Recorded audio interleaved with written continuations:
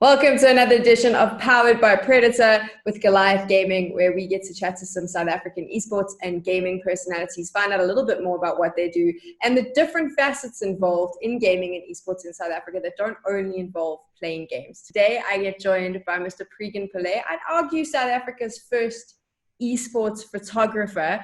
Pregan, thanks so much for joining us here on Powered by Predator.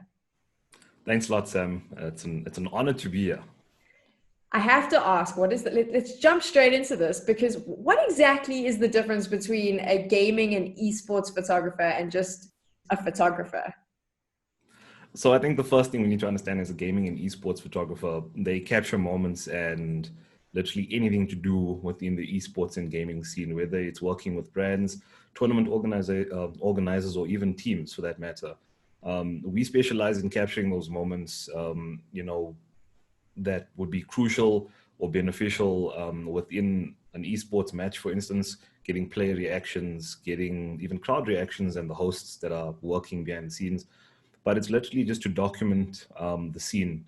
And especially with, moving away from esports and into gaming, we deal primarily with, brand activations, showcasing products, product photography. So it's a little bit of everything, but it's not your conventional way of doing photography. The biggest thing is working in low light. Sometimes we shoot in complete darkness.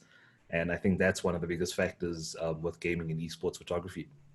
When you mentioned conventional photography as well, I mean, you don't have a space to set up lights to fix those things. You're probably having to do a lot of running around with a handheld camera. Is it a little bit tougher understanding how to catch those moments, obviously in the action like that and in the bad lights? I think that's another thing. I'm not completely dismissing that, you have to be a professional to be an esports photographer, but understanding the basics of photography and also like understanding how to work in very tough conditions. Fortunately or unfortunately, we get to cover some of the most awesome events in South Africa, but that doesn't mean that the environment's going to be the best to work in. So understanding how to work in complete darkness and low light and just carrying around tons and tons of gear, you need to be pretty sharp and understand what you're doing in order to get those shots that you want. So I would say, yeah, you need to be pretty skilled. Do you need to understand gaming to be an esports and gaming photographer?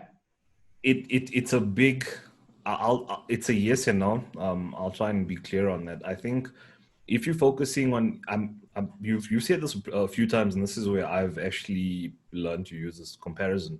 Gaming is a massive space, it's a massive scene, and I think esports falls under that category of gaming per se.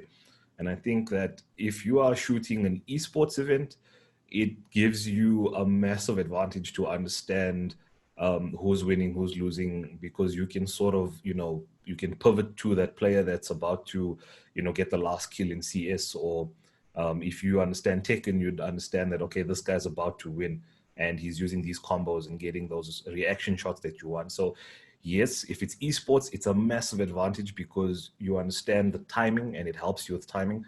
But I think just getting, shots in gaming with activations, you can get away with it by just capturing the moments that are happening, in those moments. But other than that, I would say no, but it's a big advantage if you do understand the game.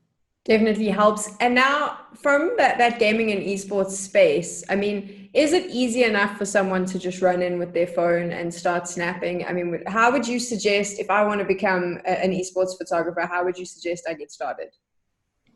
Well, thankfully, smartphones are getting super advanced now with low light photography. But I will say that, listen, if you're starting off, the best way is to use the camera that you currently have with you. So if it's your smartphone, use your smartphone. Just understand how to use it. Maybe, check out some tutorials on how to fully maximize the potential of, your smartphone.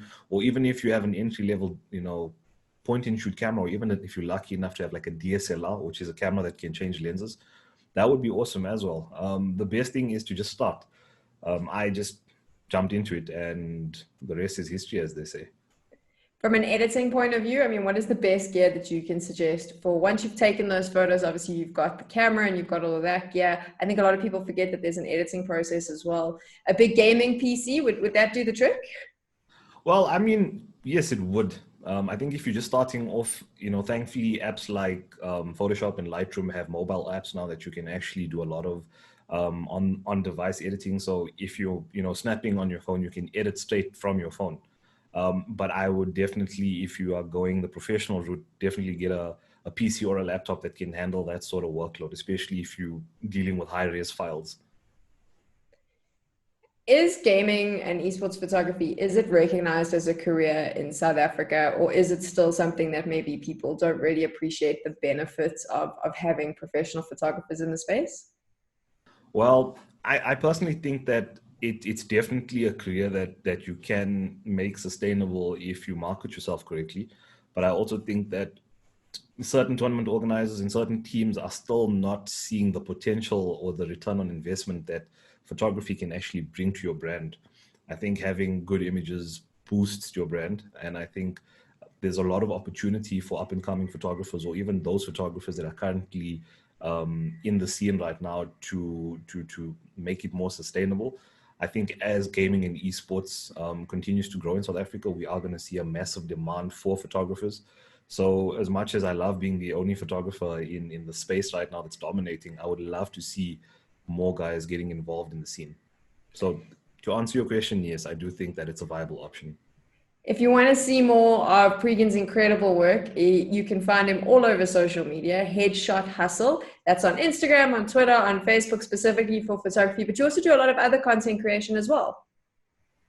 Yeah, so I'm dabbling with podcasting at the moment and live streaming with a group of my friends. We're just chatting about the culture of gaming in esports, and we're fusing it with other things, whether it be music, art, and yeah, we're just doing some, live streams. But I'm also gonna start game streaming soon. So yeah, I'm pretty excited about that.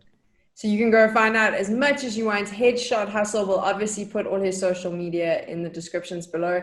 And if you want to find out more about gaming and esports, the culture around it, as well as the cool careers that you can find yourself in, then make sure that you follow and subscribe Goliath Gaming, all their social media, so you can watch more Powered by Predator content.